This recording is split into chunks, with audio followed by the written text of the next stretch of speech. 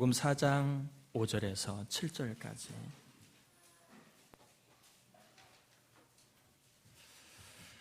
우리 세 절인데요, 같이 봉독하겠습니다. 마태복음 4장 5절에서 7절까지 같이 봉독하겠습니다. 이에 마귀가 예수를 거룩한 성으로 데려다가 성전 꼭대기에 세우고 이르되 네가 만일 하나님의 아들이거든 뛰어내리라 기록되었으되 그가 너를 위하여 그의 사자들을 명하시리니 그들이 손으로 너를 받들어 발이 돌에 부딪히지 않게 하리로다 하였느니라. 예수께서 이르시되 또 기록되었으되 주 너희 하나님을 시험하지 말라 하였느니라 하시니 아멘. 우리 옆 사람에게 인사 한번 나눕시다. 잘 오셨습니다.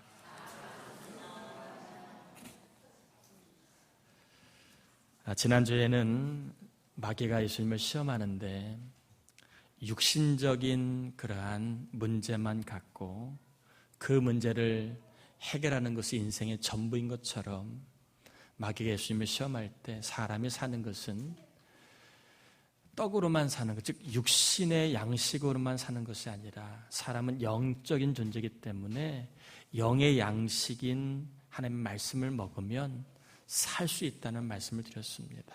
여러분, 육신도 떡을 잘 드셔서 사시고 그리고 영혼도 영의 양식의 말씀을 잘 먹어서 살아서 영과 육이 다 잘 사는 은혜가 임하길 주의 이름으로 축복합니다. 오늘은 두 번째 시험인데 시험을 하고 있는 장소가 성전입니다. 성전으로 마귀가 예수님을 데려갔다 되어 있습니다. 그리고 그 성전 꼭대기에 올라갔다. 아마 성전에 망루가 있었던 모양입니다. 그쪽에 가서 예수님이 그곳에서 이제 시험을 받게 됩니다. 성전에서 예수님을 시험하셨다는 얘기를 통해서 볼 때에 두 번째 시험은 뭔가 좀 영적인 부분의 시험이다라고 하는 것을 우리가 생각을 좀 해볼 수 있지요. 마귀가 예수님을 시험하는데 두 번째 시험의 질문이 그겁니다. 네가 만일 하나님의 아들이라면 성전 꼭대기에서 뛰어내리라. 여러분, 2층에서도 뛰어내리면 나이 드신 분들 발목이 상할까요? 아니면 멀쩡할까요? 2층에서 뛰어내려도 멀쩡한 사람도 다칩니다. 그러면 성전 꼭대기에서 뛰면 멀쩡할 리가 있나요? 그런데 마귀가 멀쩡할 수 있다고 얘기합니다. 하나님의 아들이라면 뛰어내리라. 그 말은 네가 하나님 뛰어내리지 않으면 하나님의 아들이라 아니라는 말입니다. 입장 곤란하지요. 하나님의 아들인데 하나님의 아들임을 보여주려면 뛰어내리라. 하나님의 아들이라는 표현은 단지 그냥 하나님의 아들이라는 표현이 아니라 유대인들이 그토록 원하는 메시아입니다. 구원자를 말합니다. 그러니까 구원자라면 성전 꼭대기에서 뛰어내려야 구원자다. 또 마귀가요 뛰어내리라고 얘기하면서 기록되었을 때 이렇게 또 하나님의 말씀 시편 91편 11절과 12절을 인용합니다. 무슨 얘기입니까? 이 말씀을 믿느냐? 그럼 뛰어내리라는 거예요. 이 말씀 뭐라고 되어 있습니까? 발이 돌 위에 부딪히지 않도록 하나님이 지키신다는 얘기거든요. 그러니까 아주 그럴듯하지요. 뛰어내리라고 하면서 말씀에도 뛰어내려도 다치지 않을 거라고 했으니까 뛰어내리라. 그렇게 마귀가 예수님을 시험하고 있습니다. 근데 예수님이 이 시험에 대해서 답을 7절에 하고 있죠. 예수께서 이르시되 또 기록되었으되 주 너희 하나님을 시험하지 말라. 마귀가 하나님의 아들이라면 이렇게 해라. 또 성경 말씀이 이렇게 되어 있다. 그렇게 시험하자 예수님이 답을 뭘로 하시느냐 하면 말씀으로 하십니다.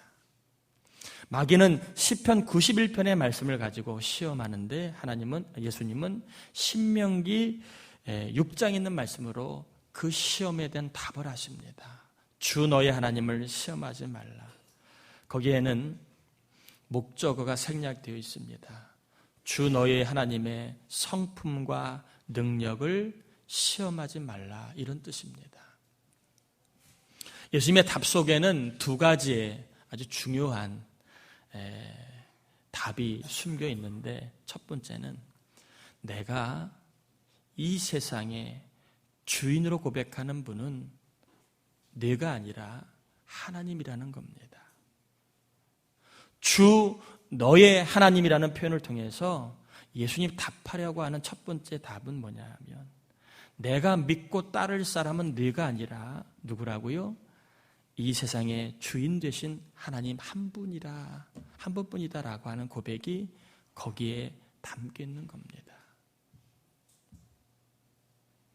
이 세상을 만드시고 이 세상을 지으시고 이 세상을 통치하시는 주인, 진정한 주인은 네가 될 수 없다는 겁니다. 그래서 난 너의 말을 듣겠다 안 듣겠다? 안 듣겠다는 겁니다. 주인 되신 하나님만 내가 믿고 그분의 말을 듣겠다는 겁니다.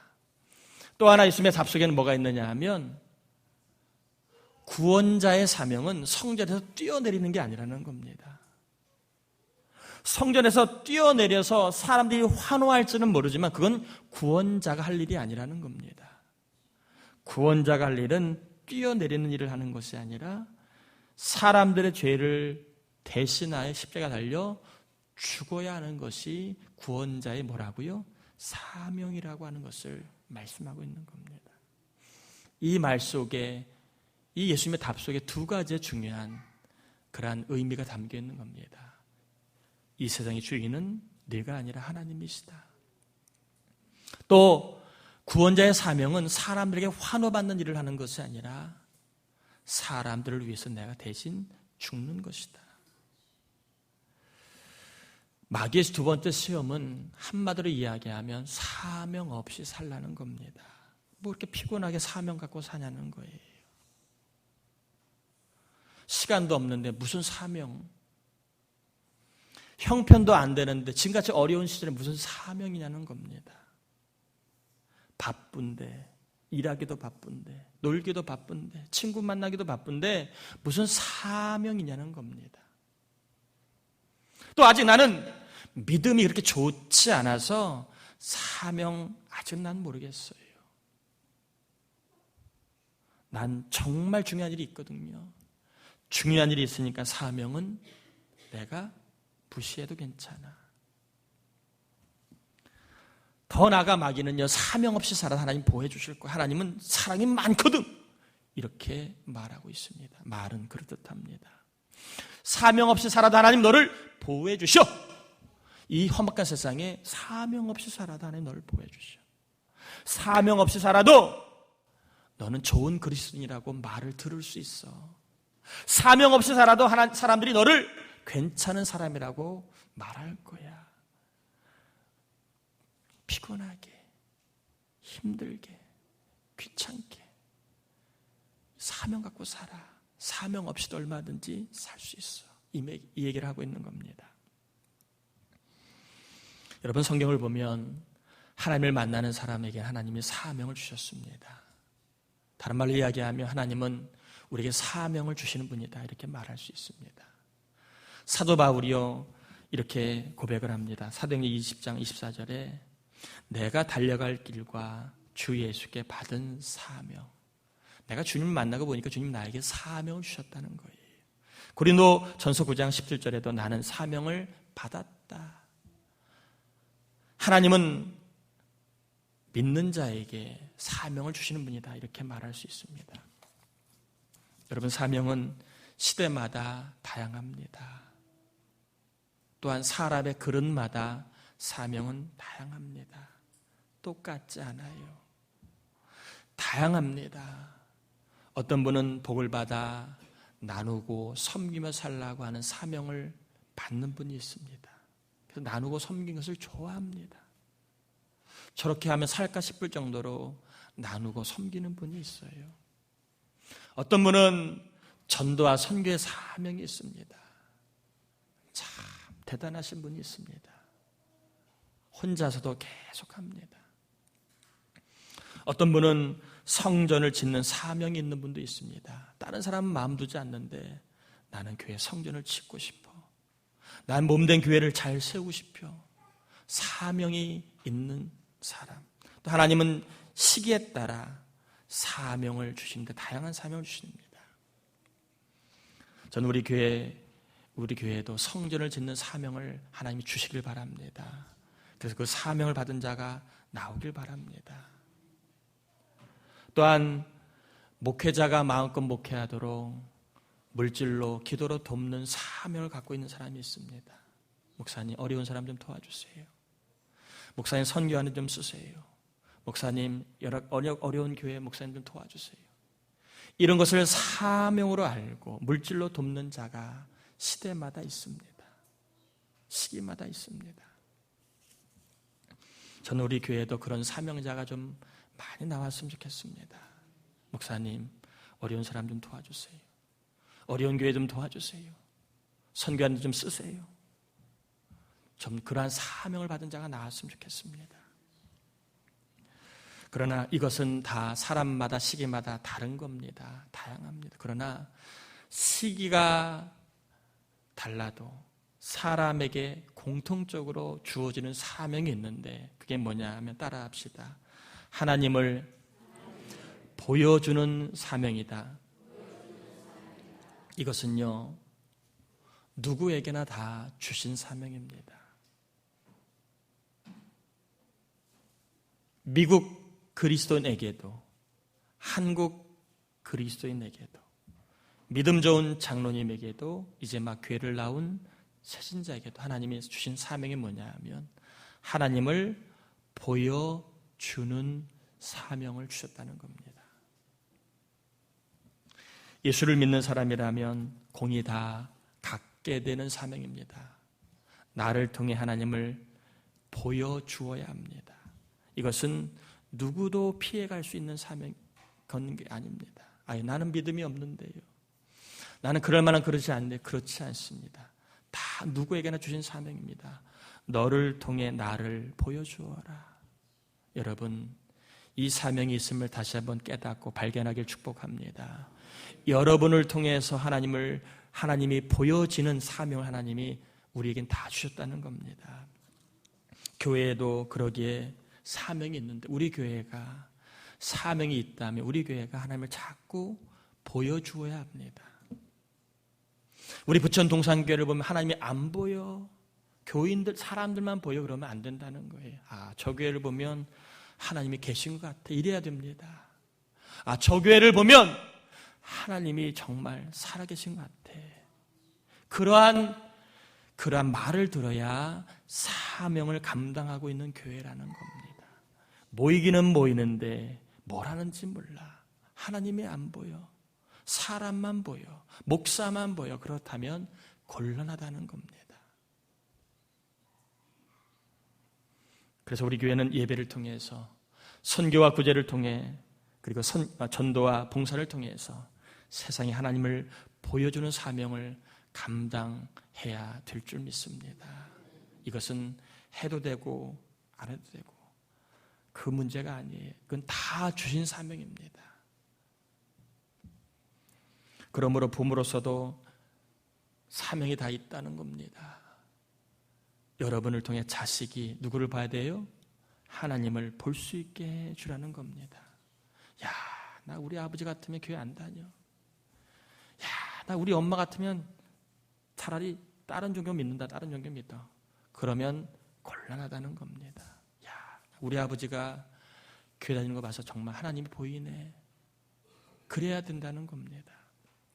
이렇게 말하는 저도 상당히 부끄럽지만 하나님이 원하시는 사명이라는 거예요. 부모를 통해서 자식이 하나님을 볼 수 있게 해라. 또한 교회 학교 선생님이라면 학생들이 하나님을 보여주어야 한다. 목사, 장로, 그리고 권사, 집사, 성도라면 하나님을 뭐 해야 된다고요? 보여주어야 한다는 겁니다. 저기 부천동산교회 목사를 보면 하나님이 안 보여. 그러면 저는 사명이 없는 겁니다. 야, 저 장로님을 보면 하나님이 보여. 그러면 그 장로님은 사명을 감당하고 있는 겁니다. 야, 힘든데, 어려운데, 아픈데, 야, 저렇게 하나님 의지하는 거 보니까, 하나님 기뻐하시는 삶을 살아가는 거 보니까 하나님이 보이지 않는데 보이는 것 같아. 그런 말을 들어야 사명자라는 겁니다. 사장이라면 회사에 하나님을 보여주어야 한다는 겁니다. 야, 우리 사장이 믿는 하나님, 야, 그분이 보이네. 그래야 사명 있는 사장이라는 겁니다. 직원이라면 사명이 있습니다. 돈만 받아내는 게 직원이 아닙니다. 여러분의 삶을 통해서 회사에 하나님을 보여주어야 합니다. 보여주어야 합니다. 여러분, 그동안 어떤 것을 사명이라고 여겼습니까? 혹 어떤 특정한 일만 사명이라고 생각하진 않았습니까? 또 특별한 사람만 사명을 받았다고 생각하진 않았습니까? 나 같은 주제에 나 같은 사람이 이제 막 교회 온 내가 라고 생각하면 사명은 나와 멀리 있다고 생각하지 않았습니까? 여러분, 사명은요, 예수 믿는 순간부터 받는 겁니다. 뭐 하라고요? 하나님을 보여주라고. 옆자리 인사합시다. 당신을 통해 하나님이 보입니다. 이렇게 한번 인사 나누기 바랍니다. 안 보여도 그렇게 하라는 겁니다. 안 보여도. 당신을 보니까 깜깜해요. 그러지 마시고 당신을 통해 하나님이 보입니다. 여러분, 신자로서 가장 좋은 말입니다. 당신을 보니까 하나님이 보입니다. 제일 기분 좋은 말입니다. 여러분은 여러분의 부모님 보면 하나님이 보이십니까? 여러분의 남편과 아내를 보면 하나님이 보이시나요? 또 우리 교회에 와서 목사인 저를 보면 하나님 보이시나요? 만약에 안 보인다면 제가 문제가 있는 거고 부모가 문제가 있는 거고, 안 보인다면 안 보이게 하는 그 사람이 문제가 있는 겁니다. 사명이 없으면 사람이 흥이 안 납니다. 지금 하고 있는 일의 가치를 모르거나 의미가 없을 땐 흥이 나지 않습니다. 사람이 재미가 없잖아. 일하는 게 재미가 없고 사는 게 재미가 없을 때가 있잖아요. 왜 그렇습니까? 사명이 없으니까 그런 거예요. 회사를 다녀도 돈은 많이 받지만 사명이 없으니까 흥이 안 나는 겁니다. 일은 편안하지만 사명이 없으니까 흥이 안 나는 겁니다. 그냥 지루하기 그지없고 언제 시간 가나, 언제 월급 받나, 그거에만 관심이 있는 겁니다. 여러분, 흥이 나지 않으면 늘 피곤합니다. 10시간을 자도 피곤합니다. 또 흥이 나지 않으면 계속 흥이 날 수 있는 다른 일을 찾게 됐습니다. 그래서 내가 지금 하고 있는 일에 소홀하게 되어 있습니다. 여러분 어떠신가요? 여러분은 일을, 공부를, 신앙을 흥이 나게 하십니까? 아니면 흥이 거의 없는 삶을 살고 있습니까? 내가 하고 있는 일에 가치가 없다고 여기거나 내가 하고 있는 일의 의미를 모를 때 사람은 흥이 안 납니다. 그런데 내가 하고 있는 일이 가치가 있다고 여기고 의미가 있다고 여기면 설거지를 해도 흥이 납니다. 내 설거지를 통해 하나님을 보여줘야지. 내가 설거지하는 모습을 통하여 자식들이 하나님을 보여줘야지. 일에 의미와 가치가 있다고 여기는 사람은 반드시 그 일에 흥미를 갖게 되어 있습니다. 여러분, 흥미를 갖게 되면 그 일을 열심히 하게 되어 있습니다. 이것은 나이의 문제, 실력의 문제가 아니에요. 흥의 문제입니다. 흥이 안 나면 아무리 좋은 일을 해도 재미가 없습니다. 흥이 나면 아무리 힘든 일을 해도 피곤하지가 않아요. 사람은 자기가 하고 있는 일에 가치가 있다, 그리고 의미가 있다고 생각하게 되면 반드시 그 일에 흥미를 갖고 그 일을 열심히 하게 되어 있습니다. 일이 아니라 하나님을 보여줄 수 있는 기회로 여기는 사람은 그 일을 흥미롭게 하게 됩니다. 목사인 저도 예배를 일로 여기면 예배의 중압감 때문에 마음에 기쁨이 없이 예배를 드릴 수 있습니다. 그러나 이 예배가 얼마나 귀한가, 이 예배가 얼마나 가치 있는가, 하나님을 다 볼 수 있도록 힘을 써야지. 그렇게 준비하고 인도하다 보면 흥이 납니다.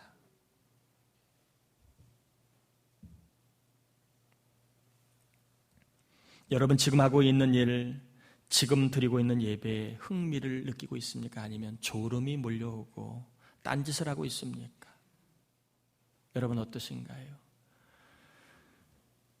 지금 여러분이 하고 있는 일, 지금 보내고 있는 시간이 의미가 있다고 생각하십니까? 아니면 의미 없어, 가치 없다고 여기십니까? 아니면 다른 일을 자꾸 해서 흥미를 자꾸 가지려고 하십니까? 아니면 다른 신앙의 어떤 또 다른 특별한 경험을 해서 흥미를 느끼려고 하십니까? 지금 하고 있는 일, 지금 드리고 있는 예배에 흥미가 있어야 그게 뭐라고요? 사명자라는 겁니다. 그런데 사명이 없으면 예배가 재미없어, 설교가 졸려, 목사님 목소리가 너무너무 나긋나긋해, 참 좋다, 흥미 없이 또 다른 흥미거리를 자꾸 쫓는다면 여러분은 분명히 사명자는 아닙니다. 여러분이 하고 있는 일의 가치와 의미를 모르고 살아가는 겁니다. 그 일을 통하여, 내가 지금 드리는 예배를 통하여 하나님을 보여주어야지 라고 하는 기회를 여기고 살아가는 사람은 그 일이 흥미가 있게 됩니다. 여러분을 축복합니다. 지금 하는 일이 흥미가 더해지길 바랍니다. 자꾸 흥미를 찾으려고 다른 일 기웃거리려고 하지 마시고, 지금 있는 일, 지금 하고 있는 일에 일을 통해서 하나님을 보여줄 수 있는 기회라고 여기시고 그 일에 흥미가 더해지시길 바랍니다. 남 좋은 일 한다 생각하지 마세요. 내가 직장생활 열심히 하면 남 좋은 일만 해, 그렇게 생각하는 사람은 일에 흥미가 없습니다. 남 좋은 일 하면 좋은 거 아니에요? 더 나아가 하나님 위해서 일한다면 얼마나 복된 일입니까?